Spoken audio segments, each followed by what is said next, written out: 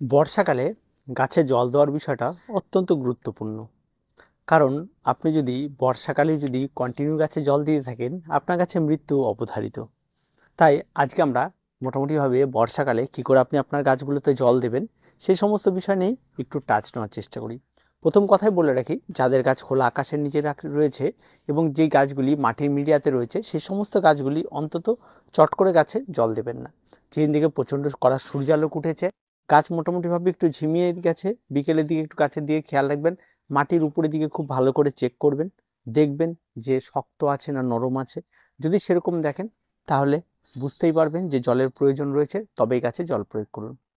যদি দেখা যায় মাটি ভিজেই রয়েছে, তারপরেও যদি আপনার জল দেওয়ার নেশা থাকে যে না বিকেল হয়েছে আমাকে গাছে জল দিতেই হবে, তাহলে আপনার গাছ কিন্তু মারা যেতে পারে। তাই কখনোই যখন গাছের গোড়া শুকনো রয়েছে কোনো রকমভাবেই গাছের গোড়াতে জল প্রয়োগ করবেন না। বিভিন্ন ধরনের ইনডোর প্ল্যান্ট রয়েছে, যারা মোটামুটিভাবে ঘরে রয়েছে, একদিন হয়তো জল দিয়েছে, তারা ভাবছে জল দেবো কি না, তাদেরকেও বলছি জল দেওয়ার কোনো প্রয়োজন নেই এই মুহূর্তে এসে। তার কারণ যারা এই বর্ষাকালে ইনডোরে গাছ করছেন তারা একদিন গাছে খুব ভালো করে জল দিন। আর নিচে অবশ্যই ট্রে ব্যবহার করবেন যেদিনই জল দেবেন, যাতে ট্রের মধ্যে বাড়তি জল যেটা জমবে সেটাকে অবশ্যই আপনারা বাইরে ফেলে দেবেন। কোনো রকমভাবে কোনো জলকে ঘরের মধ্যে জমিয়ে রাখবেন না, যদি জমিয়ে রাখেন তাহলে কিন্তু ক্ষতি হতে পারে গাছের।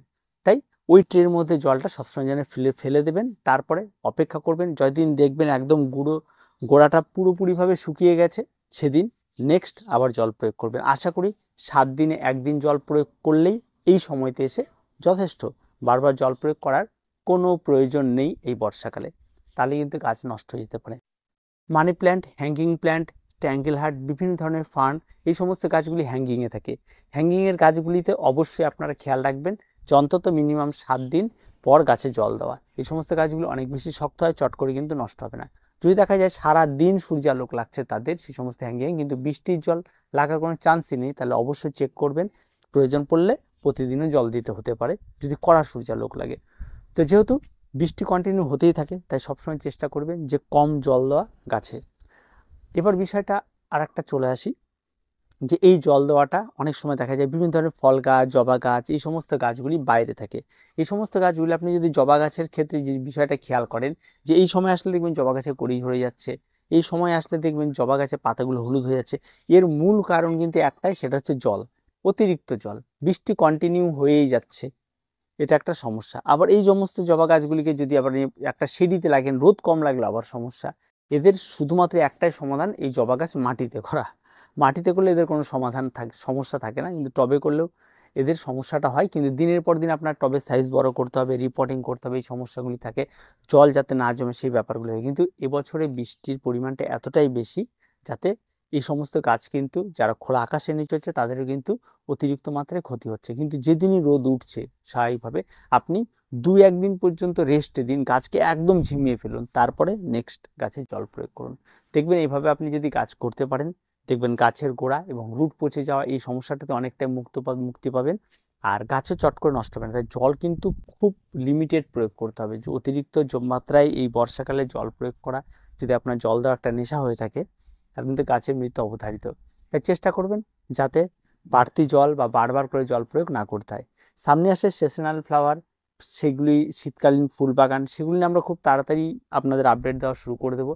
এবছর অনেক আগে থেকে আপনাদেরকে জানাবো শীতকালীন বাগান নিয়ে, যাতে সেই সময়টাতে আপনাদের আর ভাবতে না হয় যে আমি এখন কি করব। যাতে খুব তাড়াতাড়ি আপনারা সেগুলিতে আগে থেকে প্রিপেয়ার থাকতে পারেন। গাছ লাগিয়ে দেওয়ার পর গাছ ক্ষতি হয়ে যাওয়ার পর ভিডিও দেখার পর কোনো কিছু হয় না। আগে থেকে যাতে সেই সমস্ত বিষয়গুলি না হয় তার জন্য আগে থেকে আপনাকে জেনে রাখতে হবে। এবার আরেকটা বিষয় যেটা থাকে ইনডোর গাছের ক্ষেত্রে, এই সময় এসে সবসময় চেষ্টা করবেন অন্য কোনো ঘিস মিডিয়া হোক বা যে কোনো মিডিয়া হোক, জল দেওয়ার ক্ষেত্রে সবসময় যতটা পারবেন কম জল প্রয়োগ করার চেষ্টা করুন। আমি সবসময় একটা কথাই বলবো, যেদিন দেখবেন গাছ ঝিমিয়ে এসছে সেদিন গাছে জল প্রয়োগ করুন। যে কোনো মিডিয়াতে দেখবেন গাছ চট করে নষ্ট হবে না। তাই বলে গাছ ঝিমিয়ে ঝিমিয়ে আধা মরা হয়ে যাচ্ছে আপনি খেয়ালই করছেন না, তেমনটা হলে কিন্তু একদমই চলবে না। সবসময় চেষ্টা রাখবেন যেন গাছ ফার্স্ট যখন ঝিমিয়ে এসছে তখন গাছে জল প্রয়োগ করার। এবার অনেকে থাকে সময় নেই, বাইরে কাজ করে, একবারে বেশি করে জল দিয়ে, তাদের ক্ষেত্রে কিন্তু গাছ বেঁচে ওঠাটা অনেকটাই কঠিন হয়। তাই জল প্রয়োগটা খুবই লিমিটেড এই বর্ষাকালে করতে হবে। এই বর্ষাকালে গাছ বেশিরভাগই মারা যাবে এই জলের জন্যই, আর তার সঙ্গে সঙ্গে ফাঙ্গালের জন্য। তাই অবশ্যই চেষ্টা করবেন যে এই সময় একটু বুঝে শুনে গাছে জল প্রয়োগ করা। তার কিছু বলার নেই। আজকে এ পর্যন্তই, দেখা হচ্ছে পরবর্তী ভিডিওতে। প্রত্যেকে ভালো থাকবেন, প্রত্যেকে সুস্থ থাকবেন, আর চ্যানেলটিকে অবশ্যই সাবস্ক্রাইব করে রাখবেন।